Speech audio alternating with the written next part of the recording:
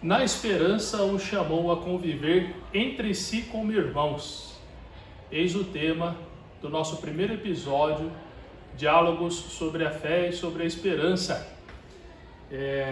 Querida família marista, espero encontrá-los bem, espero que todos estejam com saúde.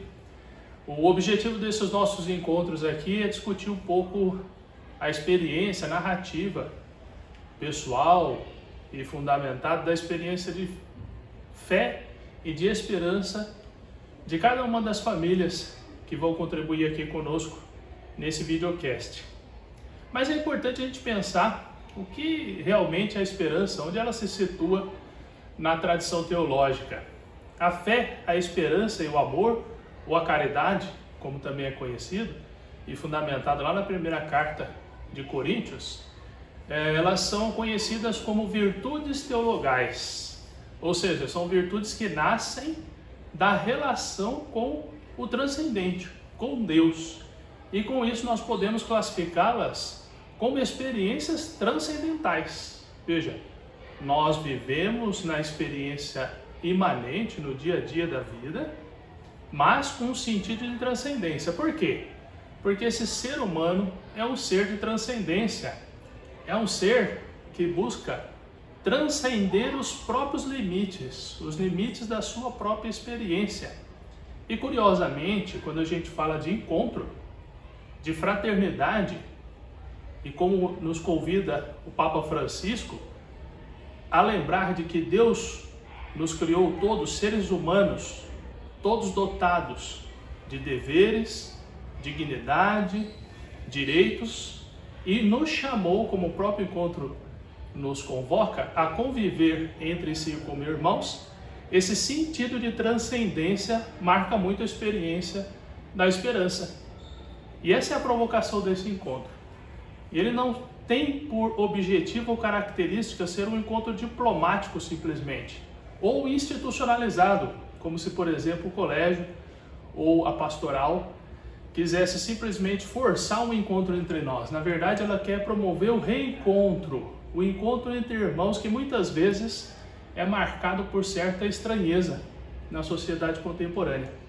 Então, que esse seja o espírito da vivência desses nossos encontros aqui, chamados a viver como irmãos, porque Deus nos criou assim.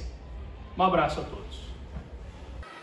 Bom, a ideia é que nós passemos uma mensagem atinente aos tempos pós-pandemia, né, em que uma mensagem de esperança e uma mensagem de fé, né? Então nós vamos procurar fazer um debate aqui, uma discussão, trazendo como texto básico, né, que vai nortear essa nossa discussão, a encíclica, né, Fratelli Tutti, né, do Papa Francisco, de 3 de outubro aí de 2020, que foi começada, né, aí no período da pandemia, né, até pré-pandemia, e que ele trata de duas questões fundamentais, né, quando você fala em fé, em esperança, né, duas questões fundamentais que devem ser trazidas aqui à colação, são necessariamente a questão da fraternidade, que importa numa inclusão, né, daqueles menos favorecidos, os pobres, etc. E quando a gente fala numa inclusão, né, é nesse sentido de propiciar essa participação, no sentido mais amplo do asseguramento da dignidade da pessoa humana. Né?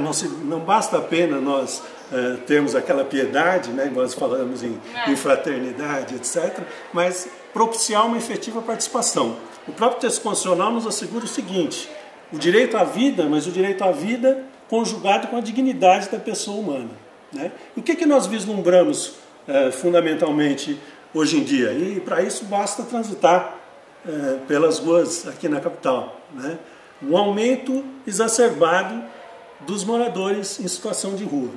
Né? Então, se a gente pegar um censo Não, eu acho legal você falar dessa questão da inclusão social, porque eu acho que é importante a gente trazer nessa discussão justamente essa questão de você não romantizar esse lugar de uma fé e de uma esperança. Você traz, por exemplo, essa encíclica do Papa Francisco, e nessa encíclica eu sinto que ele coloca muito questões políticas e sociais que são importantes e que não é como se elas não existissem antes da pandemia, elas já existiram, mas com a pandemia, que eu acho que é o que a gente está falando aqui agora, se agravaram e talvez até ganharam não sei, ficaram mais gritantes, né? Ficaram mais gritantes. E daí eu acho que quando você coloca essa questão de uma inclusão social, essas questões sociais, eu toco justamente nesse ponto de você não romantizar essa fé e essa esperança, no sentido de que não adianta nada você ficar só nesse lugar do plano das ideias se você efetivamente não está fazendo nada.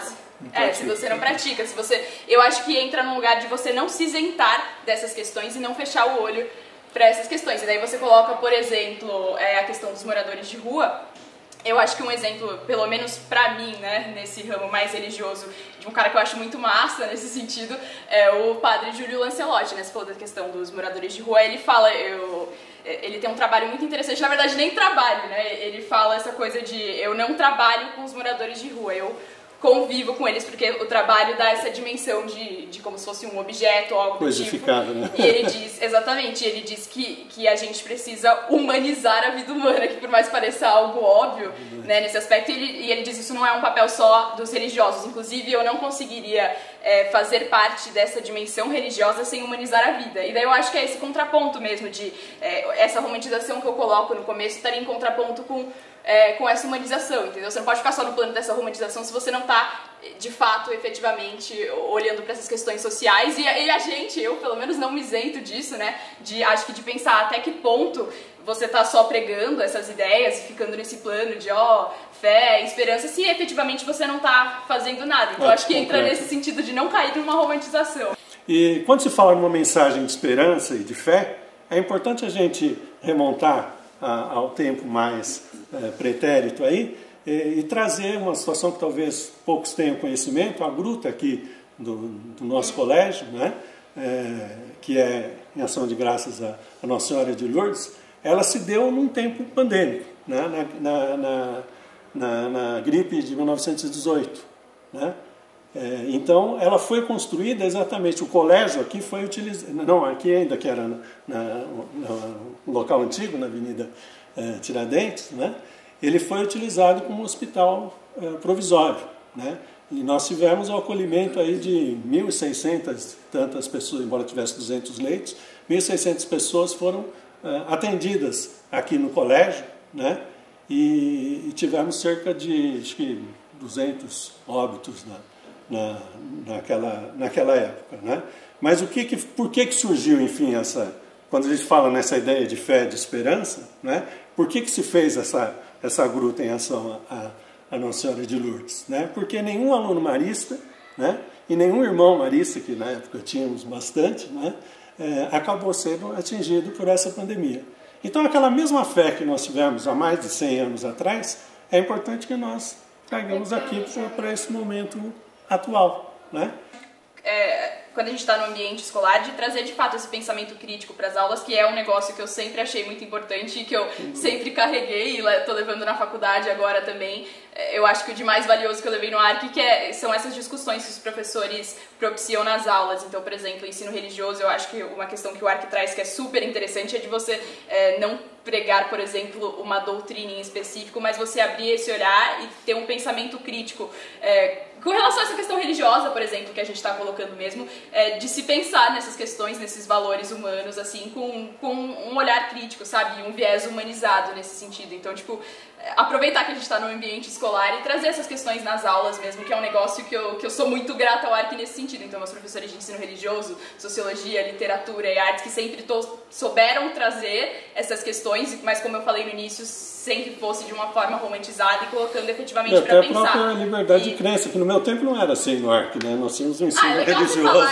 É legal você falar dessas mudanças. Religioso católico mesmo, né? E hoje nós temos uma visão das diversas vertentes, né? Sim. Então isso se denota com muito mais democrático, né? Sim. Essa possibilidade até, né, de dentro da própria liberdade religiosa que é esculpida no nosso texto constitucional, né? Esse conhecimento para que haja uma opção livre realmente nesse sentido, né?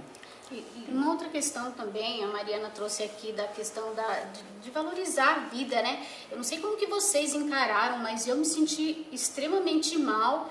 Teve um país que começou a priorizar a vida.